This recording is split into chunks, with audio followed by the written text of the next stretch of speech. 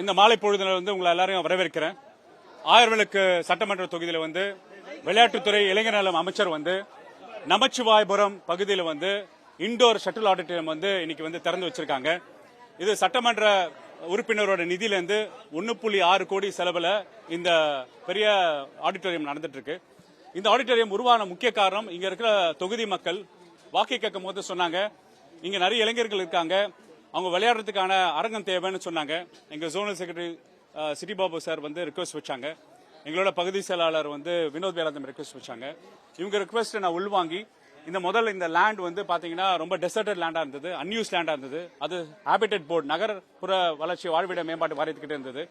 அங்கிருந்து போர்டுல இருந்து சென்னை மாநகராட்சிக்கு நாங்க டிரான்ஸ்பர் பண்ணி இதுக்கு உண்டான ஸ்போர்ட்ஸ்ல எஸ்பெஷலி ஆடிட்டோரியம் கட்டுற ஒரு ஸ்பெஷலிஸ்டான கான்ட்ராக்டர் கிட்ட நாங்க பேசி அவங்கள பார்ட்டிசிபேட் பண்ண வச்சு இந்த அரங்கத்தை நாங்க உருவாக்கியிருக்கோம்.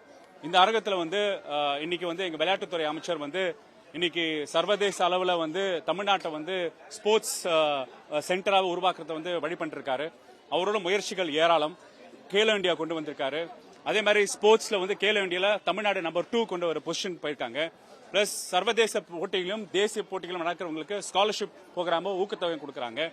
பிறகு வட்டார ரீதியாக ஸ்போர்ட்ஸ் பர்சன்ஸை கண்டுபிடிக்கிறதுக்காக டிஸ்ட்ரிக்ட் ரீதியாக பிளஸ் சிட்டி ரீதியாக ஸ்போர்ட்ஸ் காம்படிஷன் நடத்தி அதுக்கு பிரைஸ் டிஸ்ட்ரிபியூஷன் பண்ணி அந்த பிளேயர்ஸ் ஸ்பெஷல் ட்ரைனிங் கேம்ப் பண்ண போறாங்க.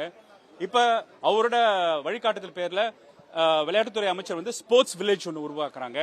இந்த மாதிரியான ஸ்போர்ட்ஸ் டெஸ்டினேஷனா இருக்கும்போது தான் நீங்க பாத்தீங்கன்னா இளைஞர்களுக்கு தீய பழக்கங்களுக்கு போகாம இருக்கிறதுக்கும், கெட்ட பழக்கங்களை போய் நாட்டம் இல்லாம இருக்கிறதுக்கும், உடல் ஆரோக்கியமா இருக்கிறதுக்கும், ஃபிட்னஸ்க்காகவும் இந்த மாதிரி ஸ்போர்ட்ஸ் நாங்கள் வலிமைப்படுத்துறோம்.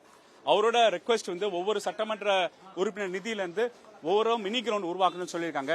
அந்த மேற்பார்வை தான் இப்ப நாங்க கோபாலபுரத்துல மினி கிரவுண்ட் ரெடி பண்ணிட்டு இருக்கோம். ஒரு இன்டர்நேஷனல் பாக்ஸிங் ஸ்டேடியம் ரெடி பண்ணிட்டு இருக்கோம். தொடர்ச்சியாக ஆயிரவிளக்கு தொகுதியில் இளைஞர்களுக்காக பல பேர் நலத்திட்ட பகுதிகளை நாங்கள் பண்ணிட்டு இருக்கோம்.